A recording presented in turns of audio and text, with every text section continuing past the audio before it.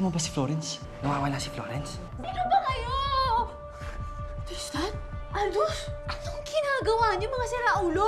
We have no choice. You are in big trouble, Florence. It means meron kang offend the influential girls sa eskwelahan. Kaya ngayon, ikaw ang target enemy number 1 ng lahat. May nakita kasi akong estudyante kanina na binubuli nila. Eh, nakialam ako. So baka kaya mainit ang paningin nila sa akin. Tanggap mo mga messages ko. I didn't get any message from you, and you used to send me cute little messages using messenger birds. But even that, wala na akong natatanggap from you. I'm sorry. Gusto ko lang makipag-usap sa'yo to settle things once and for all. I can't keep doing this, just figuring things out by myself. It's just better if we move on. You have to be careful, Florence. Di natin alam kung anong tumatakbo sa mga utak ng mga yan.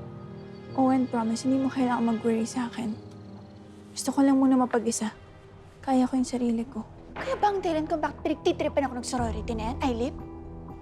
Ano bang problema niyo? Wala na ba kayong magawa sa mga buhay niyo? Bored ba kayo? Paano ang satisfaction ang nakukuha niyo sa pananabak ng ibang tao? Kasi ako, pumasok ako dito para matuto, para buuin ang sarili ko, buuin ang mga pangarap ko para sa pamilya ko. Anong klase mo ngayon? Say you at that dean's office. Are you okay? Don't let one bad day discourage you. Trust me, tomorrow will be much better. Hi, I'm Antonia. Florence, You're not the only one having a bad day. bakit? Ano bang nangyari? I just ended things with my boyfriend. Kawawa naman si Florence. Kailangan niyang gumising na maaga para magluto sa atin. And now, with the added pressure of school, baka hindi niya makayanan ng pressure ng buhay. Salamat ulit kanina. I'll see you around, Antonia.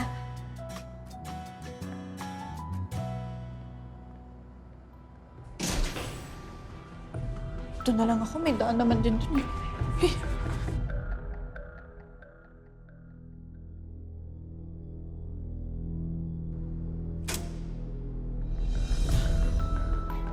Target enemy number 1 ka ng island. At marami silang member dito sa school, kaya malaki ang problema mo.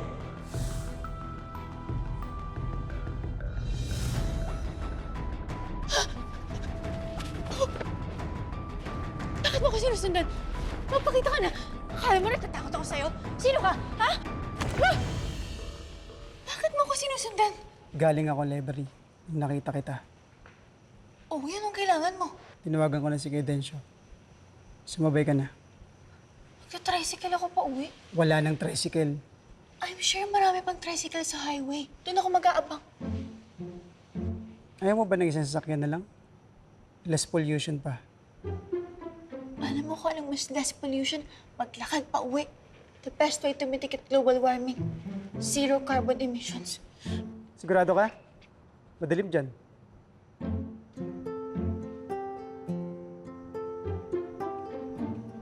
Sige, samahan na kita.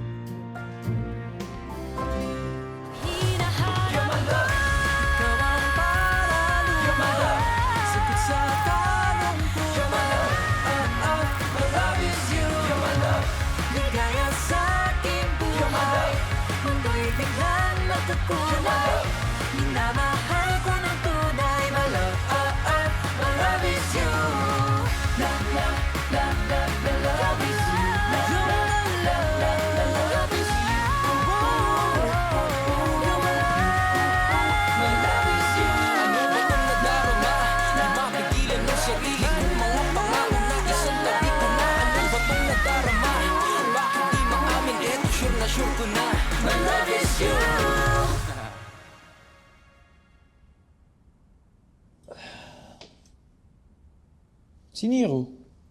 Ito, katext ko. Asan na siya?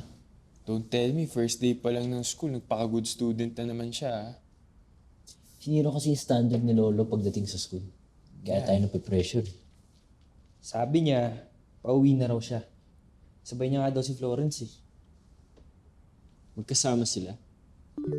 After the incident, kinausap siya ng dean. Na rin siya nakauwi. Good thing nga, nagkita silang dalawa eh. Bakit po? May problema ba?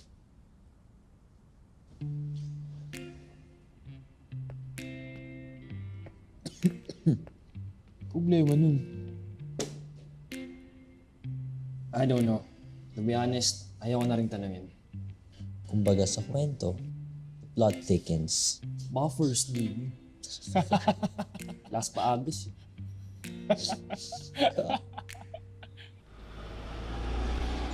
So, Nero, kamusta na ang first day of school? Okay ka lang? Okay lang naman. Ikaw, Okay lang din.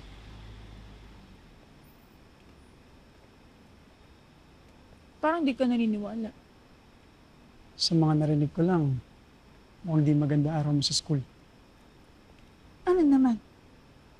Ano? Papangaralan mo rin ako? Kung meron kayong mga feral at feel niyo yung need na protektahan ako, ano to? Messianic complex or sadyang lahat kayo hindi niyo mapigilan na magpaka-Prince Charming, gusto niyo may masayip kayong damsel in distress. At sa sitwasyon to, I am your damsel in distress. Alam mo, Nero, for your information, I am not your damsel in distress. I am my own woman. Hindi ko kailangan ng mga lalaking sasagip sa akin. Dahil kahit anong iba to sa akin ng tadhana, kayang-kaya ko yung harapin by myself.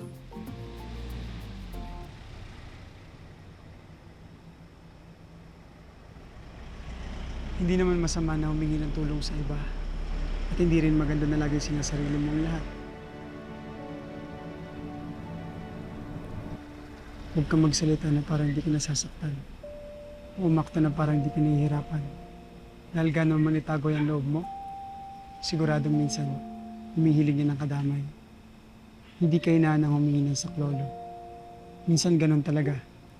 Kailangan natin ng ibang tao para makaahon. Paminsan-minsan, magpakatotoo ka sa totoong nararamdaman mo at huwag kang matakot na ipakita yun sa iba.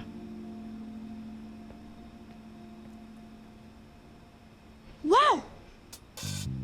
Wow! Magpakatotoo?